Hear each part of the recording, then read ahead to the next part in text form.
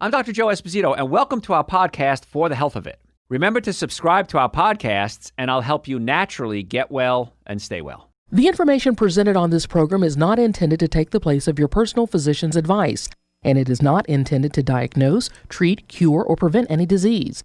Discuss this information with your own physician or healthcare provider to determine what is right for you. Are you suffering needlessly? Dr. Joe can give you advice on how to naturally get well and stay well. Dr. Joe Esposito. We're talking today about the best foods of all time, the healthiest foods of all time. And ultimately, that would be fruits, vegetables, nuts, and seeds. But we'll give you other options because when people think of fruits, vegetables, nuts, and seeds, they think if I'm going to have a salad 3 meals a day, that's not what I want. The furthest thing from the truth is that, because once you understand that the healthy foods are the most tasty foods, in my opinion, you're going to just go nuts and say, why did I ever waste my time on silly things like hamburgers to go or French fries? And you're going to realize that there's so many better, healthier tasting foods out there that are better for you, and you feel so much better when you take them in too. Mushrooms are great. I'm going to talk about mushrooms a little later, but I do want to cover that in case I forget. Mushrooms have something in it called beta-glucan. And beta-glucan is so important for the immune system. And so when we're concerned about, obviously, immunity, and I see posts all the time on social media, why are no doctors talking about building up the immune system? And I many times respond, and I'll just send them links to our shows that we've done. That's what we've been talking about for 30 years now. It's building up that immune system, keeping the body strong. So if you are exposed to toxic chemicals or viruses, germs, or bacteria, your body has a much better chance to beat it. So mushrooms are great too. We'll talk about that in a second. Iron, one of the issues that people have with iron is that they'll say, well, Dr. Joe, how can I get iron if I don't eat animal products? Well, what happens is there's two types of iron, heme and non-heme. Heme iron comes from animal protein, and it's blood.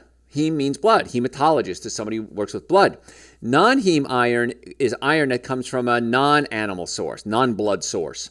And so what happens is if you take the non-heme iron, nature has provided in fruits and vegetables to have vitamin C available.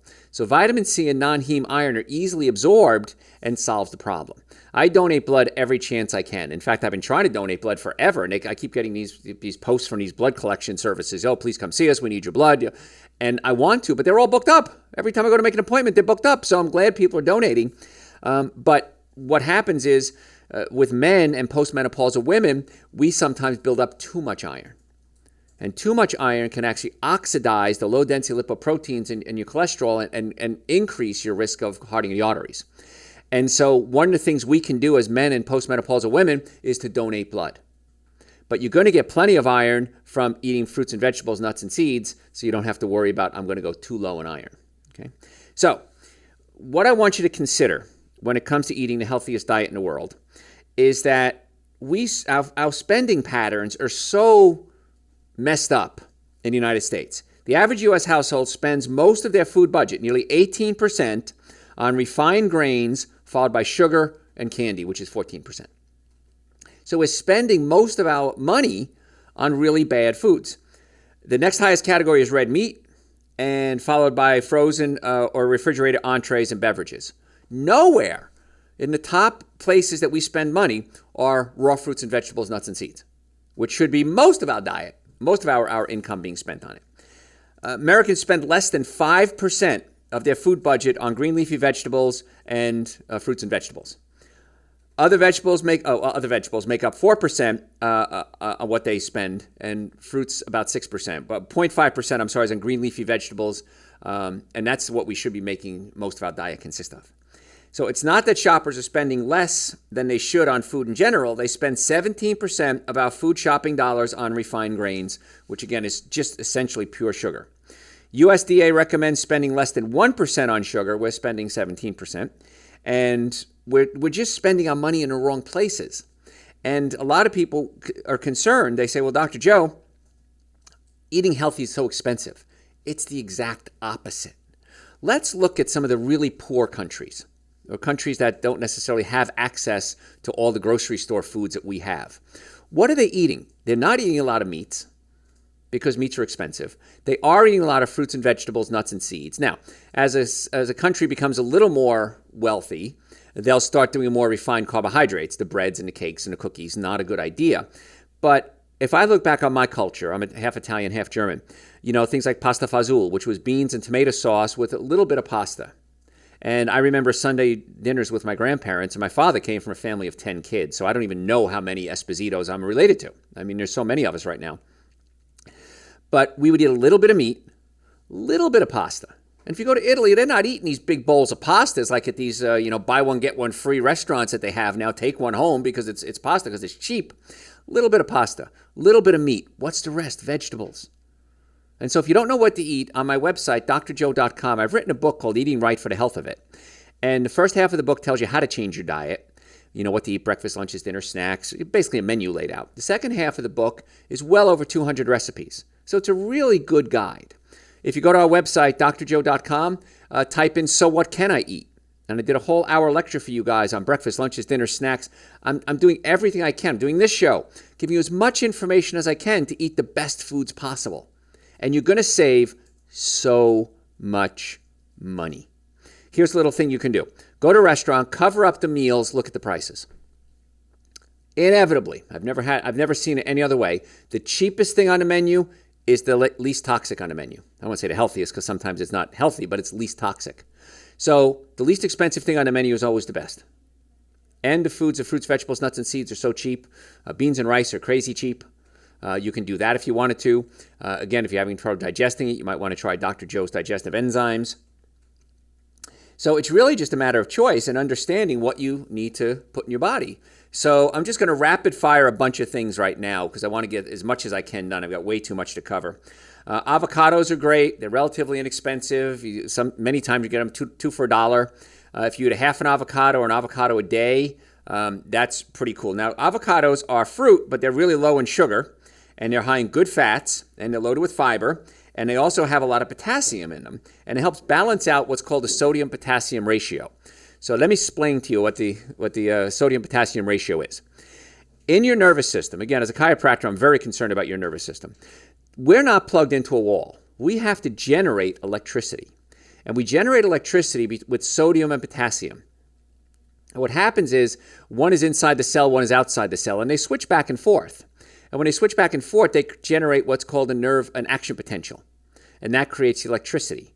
So if we have too much sodium in our body, it can throw off the action potential, which is the nervous system's capability to generate electricity. So that's why eating a lot of fruits and vegetables is going to give you the other nutrients that you need for the body to work properly. And so avocados might be a real good choice for that. And again, B vitamins, folic acid. So the other thing that's really great about avocados is they don't use a lot of pesticides on them, and you don't eat the shell. So you're going to take the skin or the shell off anyway, and so you much less risk of eating pesticides as you would, let's say, eating lettuce, which is going to be sprayed with toxic chemicals, and then you're going to eat it. So eating fruits and vegetables, nuts and seeds is great. If you're going to not eat the skin, you're probably okay not having to go organic. If you're going to eat the whole thing like lettuce, you definitely want to go organic. But whenever you buy a fruit and vegetable, nut or seed, whether you eat the skin or not, make sure you wash it. Because even like, say, watermelon, you buy a non-organic watermelon. When you cut into it, you're going to be pushing those chemicals or viruses, germs, bacteria into what you're going to be eating. So just wash it with some soap and water. You got a dish, I hope you have a sponge in your sink. Just wash it with soap and water and a sponge. You're going to rinse it off anyway. It's dish soap. It's no big deal. But that's really important to do with anything that you're going to, if you're not going to eat the skin or the shell, make sure you peel it off. I want to talk about garlic for a second. Why? Because I'm Italian and I have to. I grow garlic in my garden. It grows really easily, and it's wonderful. It keeps bugs away. It grows simple, and it's so healthy for you. Garlic is loaded with calcium, phosphorus, selenium, B6, vitamin C. It's good for your bones. It helps your thyroid gland, and it also has a lot of sulfur in it.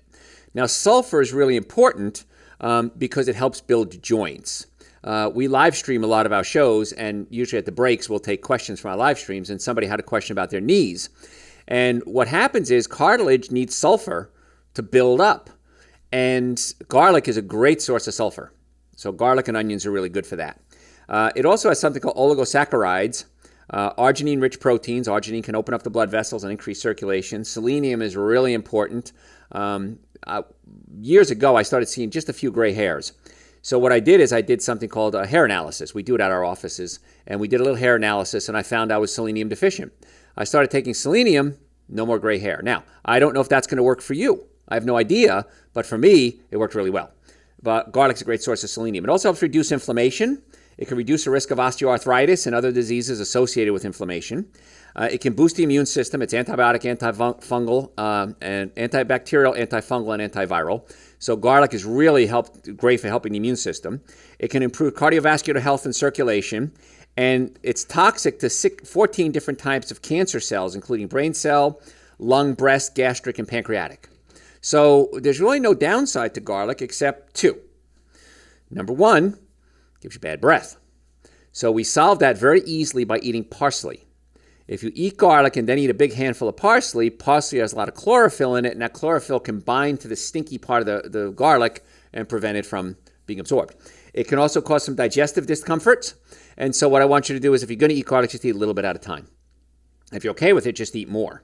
But there's a lot of research now that they're using things like garlic on drug-resistant bacteria because we've created these drugs and the bacteria morph.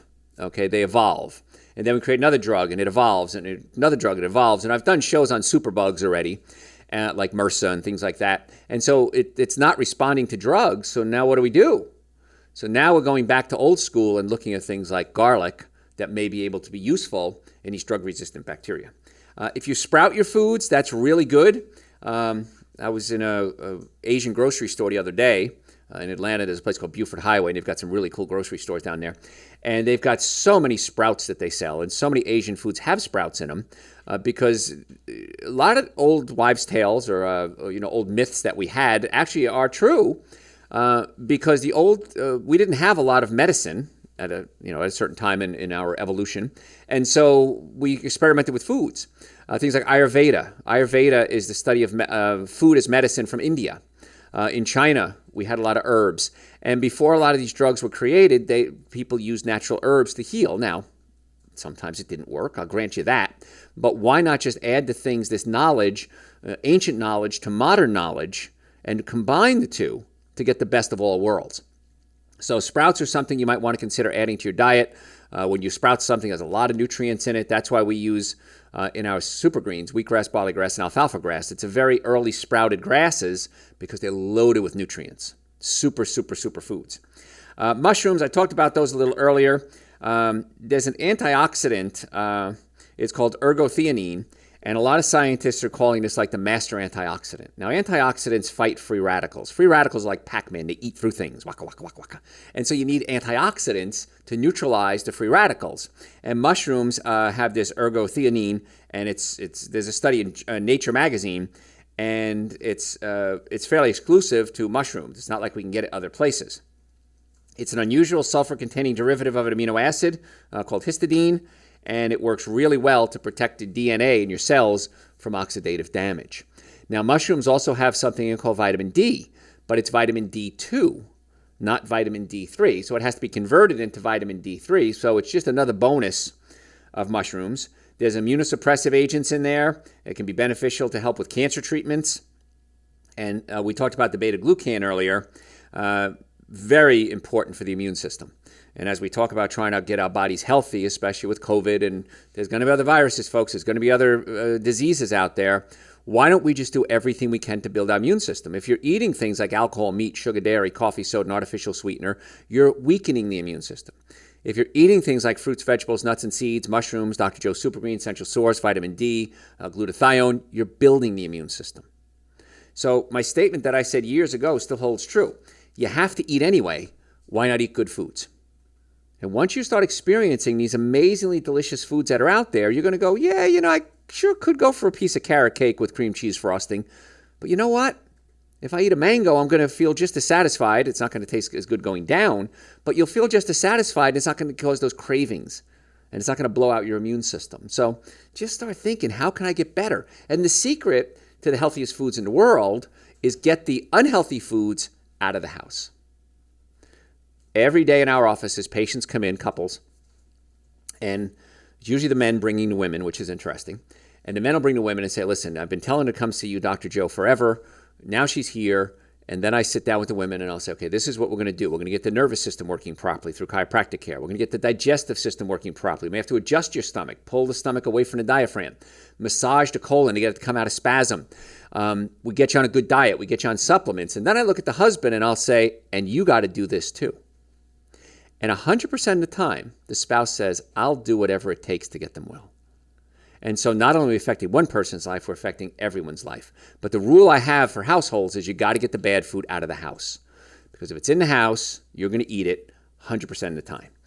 Other things, we're talking about the healthiest foods in the world right now. Kale is great. Now, kale is not fun. It's pretty boring. If you get baby kale and put it in a salad, it's okay. I like kale chips. If you take kale and you put it in an air dryer, you put it and you dry it out, and you just put a little salt and pepper on it, some olive oil, kind of rub the olive oil into it, kind of break it up a little bit. I love kale chips, but again, that's cooked. So kale is a superfood. It's wonderful. Not the biggest fan of it, I'll be honest with you, but just telling you what's great. Spinach is great too. Collard greens, kind of like kale, similar in nutritional value. When you make collard greens, though, just be careful. Don't add ham to it and toxic chemicals and smoked meats to it, because then you're taking something that was healthy and just ruined it. Now, when I went to plant-based diets, I went through a lot of my family recipes, and I just took a lot of the animal proteins out of it. Like, for example, I wanted pesto one day. Now, we didn't eat pesto at home ever, as a matter of fact. My family was from Naples, and so pesto is not one of the Napolitan foods, really. So when I moved out on my own, I started experimenting with different Italian foods, and I found pesto, and I really liked it. But then when I went vegan, when I gave up all my animal proteins, I said, I wonder if I could make pesto and leave the cheese out. And you know what? It tasted just fine. You didn't need the cheese. It was fine all by itself. So you can take healthy meals and just, we're going to veganize it, but make it a healthy version of it, and it's just as good. And you can say, I like my collard greens without the ham. You know what? It's just as good as it is with the ham. Trust me on that one. Tomatoes are great. They're loaded with phytochemicals. I grow a lot of tomatoes in my garden because I like tomatoes. I like the cherry tomatoes because they grow fast and they're really sweet. But there's all different types of tomatoes, beefsteak tomatoes, Campari tomatoes.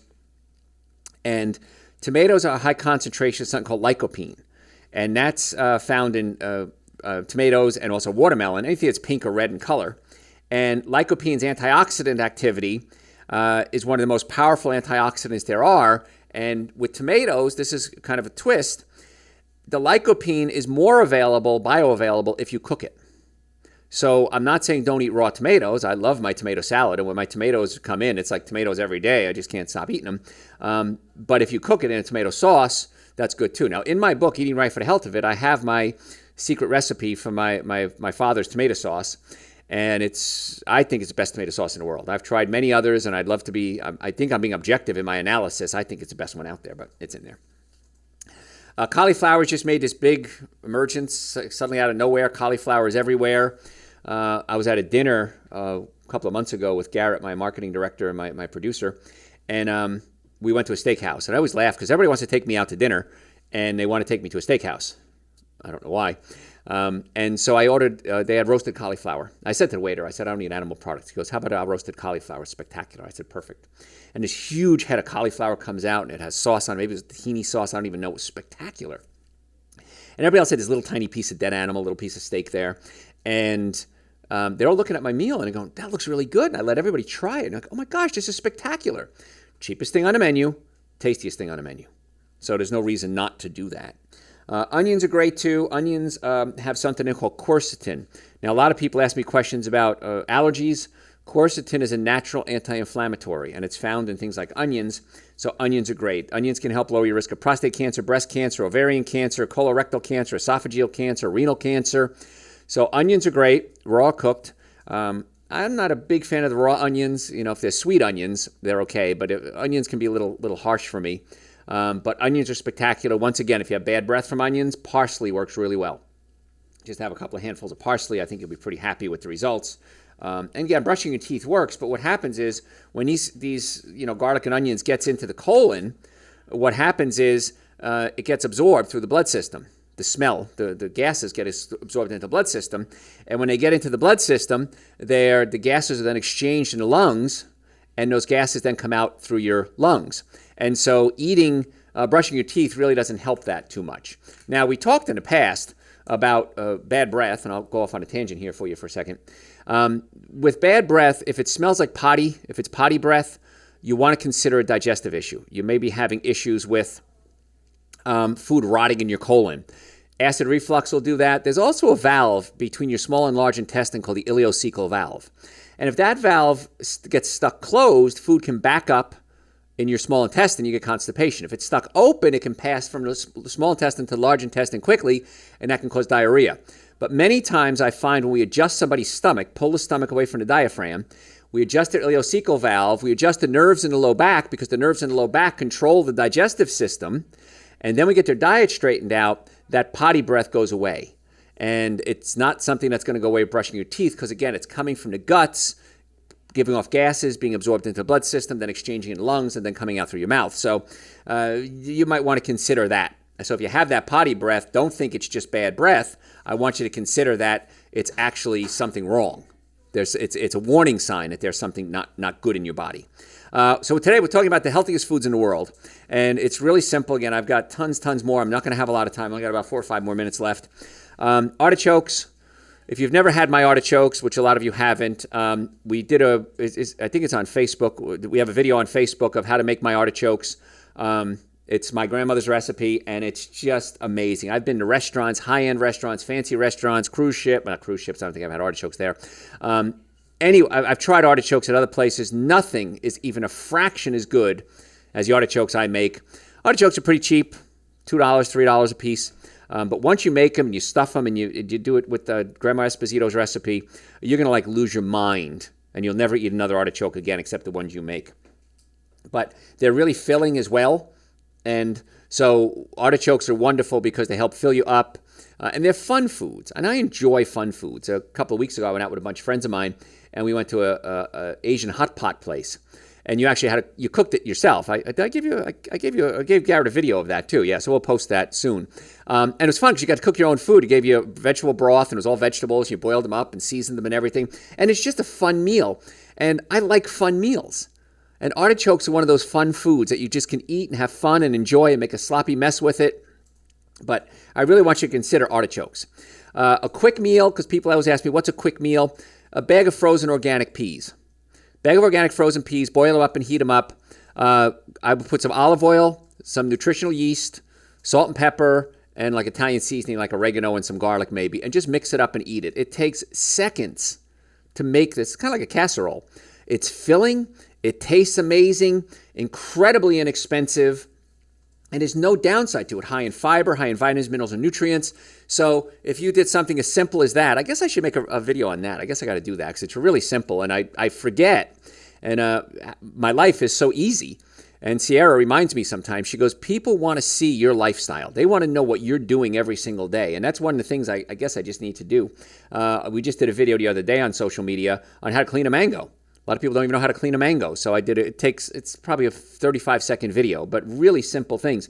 So when you start eating healthy, it's so much quicker, so much easier, so much cheaper. You'll feel better. You'll lose weight. You'll have more energy. Your love life improves. Your breath will freshen. Your eyes will sparkle. Your hair will shine. There's no downside to eating a healthy diet. I cannot give you one thing that I could say, I wouldn't do this because of this. Now, some of the other things, again, I've been eating plant-based diet for years. Some of the things do taste good. I remember that. Meatball sandwiches with provolone cheese on a nice Italian bread. I remember they taste good. But once you get healthy, and once you start realizing that this is so easy and you feel so good, you'll easily give that up. And my challenge is just do it for 2 weeks. And I do this a lot on a lot of my radio shows. And then people, when we do a call-in show, people call in and say, all right, Dr. Joe, I took your 2-week challenge.